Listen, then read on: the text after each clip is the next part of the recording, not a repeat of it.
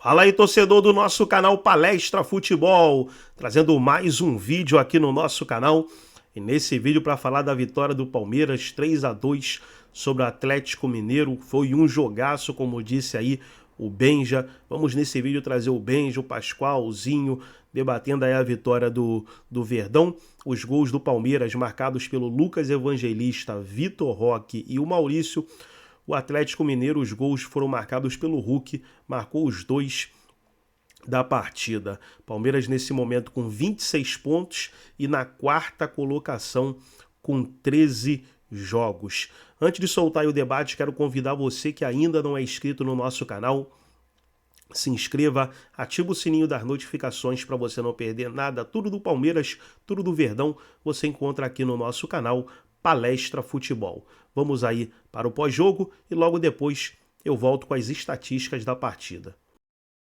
Fala, meu povo! Começando mais uns 60 segundos do Benja. Que jogão no Allianz Parque, Palmeiras 3, Atlético Mineiro 2. E ó, parabéns pro Hulk, hein? Tá louco, que jogador, quase 40 anos, marcou 2 golaços de falta, quase fez o terceiro no último minuto, mas o Everton fez uma defesaça. Futebol brasileiro que tá tão difícil, pegou de falta, o Hulk mandou 2 hoje. Parabéns pro Hulk. E parabéns pro Palmeiras, né? Que o Palmeiras perde jogador toda hora e o Palmeiras se reinventa, o Palmeiras se renova. Hoje já não jogou o Richard Rios, vendido pro Benfica, Estevão foi embora e o Palmeiras jogando bem, indo pra cima. Maurício jogando muita bola, o Vitor Roque hoje, apesar de não ter feito gol, jogou muito bem. E o terceiro gol, Rômulo. Querer driblar perto da área, não dá, né? Dá nisso. E o gol foi legítimo, não adianta reclamar, não. Vitória incontestável do Palmeiras. Lá do estádio palmeirense, da Casa Alviverde. Ô Zinho, daqui a pouco a gente retoma o assunto Vitor Roque, eu quero sua opinião sobre o atacante palmeirense, mas para não perder o gancho do Cuca, né? Que diz textualmente, a pior partida desde a chegada dele ao Galo. Também não foi bem contra o Bucaramanga, né? A gente viu esse jogo na quinta-feira e veremos Atlético e Bucaramanga nesta quinta-feira aqui na ESPN Sul-Americana. Vale vaga para ver quem continua. Vantagem do Galo, 1-0 no primeiro jogo, um jogo que não foi bem. Então, mais uma vez, o Galo não vai bem. Venceu contra o Bucaramanga, agora perde para o Palmeiras, naquela que o Cuca define como a pior partida sob seu comando. Tem essa história da Colômbia, da viagem, que é desgaste mesmo. Mas eu, se fosse torcedor do Atlético, escutando, eu ficaria... É isso, ele tá enxergando que tá ruim. É melhor isso do que falar, não, jogou bem, né, Zinho? Mas ele não podia falar isso, né? Que jogou bem, né? Ele podia, de repente, dar uma protegida, né? Ele até tentou, né? E eu concordo com ele. A viagem, da maneira que não é fácil, não. Vai para São Paulo, pega um time que hoje, e aí eu concordo com o Cuca, a parte de intensidade de entrega do Palmeiras, de um jogo muito mais comprometido, foi melhor. Se eu falei da parte técnica, que eu acho que ainda tem que evoluir bastante, que o resultado foi muito melhor do que o desempenho, mas na parte de entrega, de vontade, de aplicação do time do Palmeiras, de intensidade no jogo, de velocidade no jogo, isso foi melhor do que o jogo contra o Mirassol. Os números, estatística, muito parecido. Finalização do Palmeiras, posse de bola do Palmeiras, teve isso contra o Mirassol, mas pegou um time que está num momento de organização melhor do que o do Atlético. Não acho nem que os jogadores do Mirassol são melhores que o do Atlético Mineiro. E aí me chama a atenção, que é trabalho do Cuca. Ele tem um elenco, para mim, muito bom. Um dos melhores, hein? Na minha opinião, um dos melhores elencos. Tá abaixo de 3, 4 e muito parecido com a maioria. Então tem que jogar mais. E aí ele vem para essa parte física, que isso realmente interfere muito, porque foi nítido que o Palmeiras ganhou as divididas, pressionou muito mais, teve muito mais... a entrega dos jogadores do Palmeiras, o comprometimento tático foi muito melhor e pode ser que a parte física atrapalhou sim o Atlético Mineiro. O que eu sinto falta, o Celso e Pascoal, ele poderia falar assim, vamos trabalhar nisso, tentar mostrar ali o caminho que ele vai fazer para o time melhorar. Um Cuca claramente triste, ele decepcionado com o que viu em campo, né? Como diz no interior, estava desacorçoado, né? Por quê? Porque o time jogou em todos os seus setores ruins.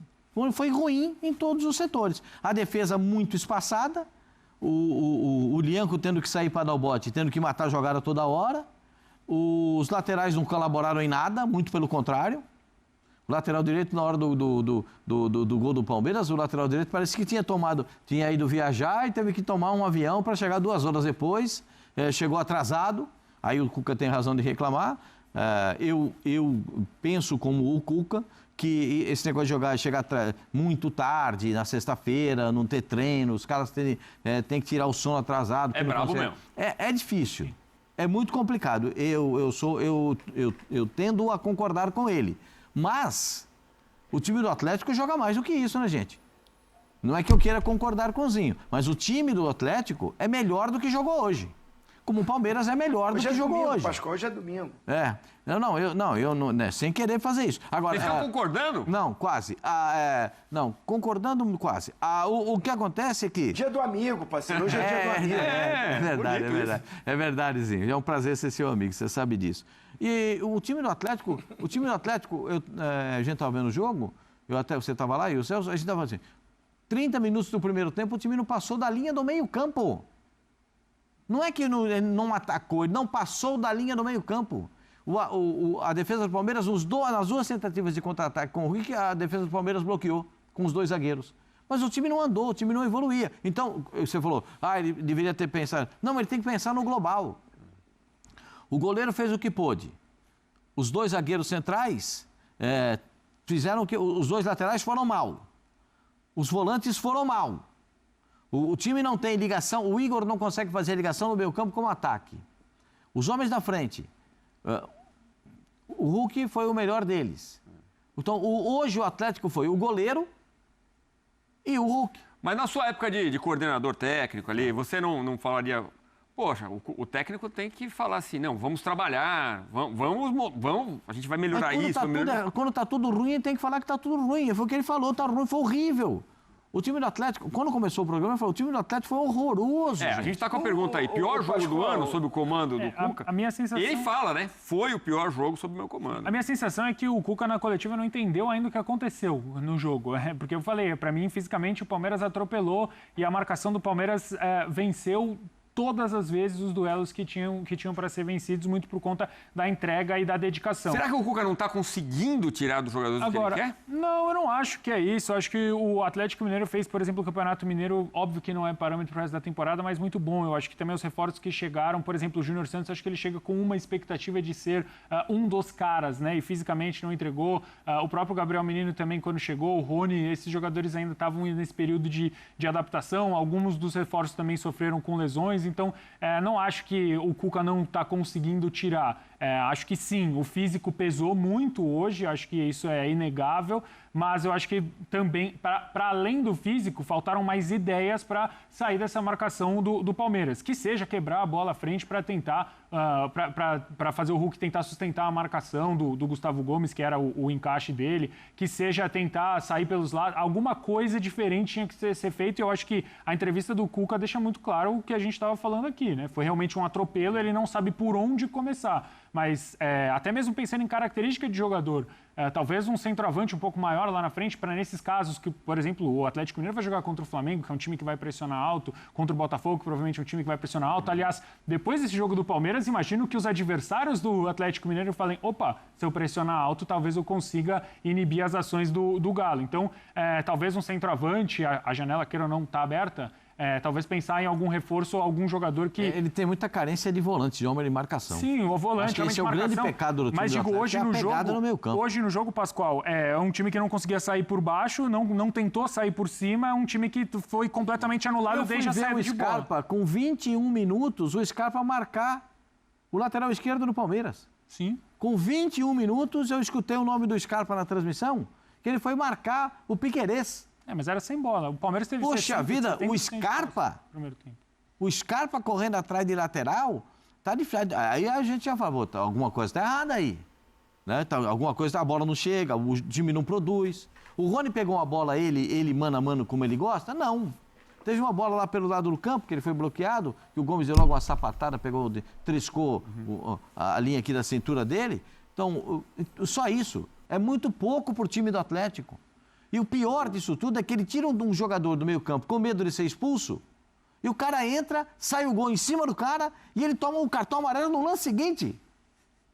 Aí vou dizer para você, aí é para parar, para dar uma pensadinha. O Cuca também poderia estar com esse jet lag aí, esse problema todo da viagem. Ele também trabalhou mal. Ele também trabalhou mal hoje. Ele também não foi feliz nas suas escolhas. E o que ele busca de uma explicação, como o Celso estava falando, ele não vai ter.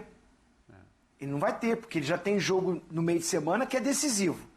É superior, tem a vantagem, mas não dá para ficar querendo mesclar muito. E depois ele tem jogo só contra o Flamengo. E depois tem de novo contra o Flamengo pela Copa do Brasil. É só decisão. Não vai ter tempo de descansar ninguém. Tá louco nessa cobrança de falta do Hulk, cacetada. Na primeira na categoria, na segunda na cacetada. 2 belos gols de falta do Hulk. Mas, variação, tudo que faltou pro Galo no jogo, o Hulk mostrou. Uma colocada e uma porrada.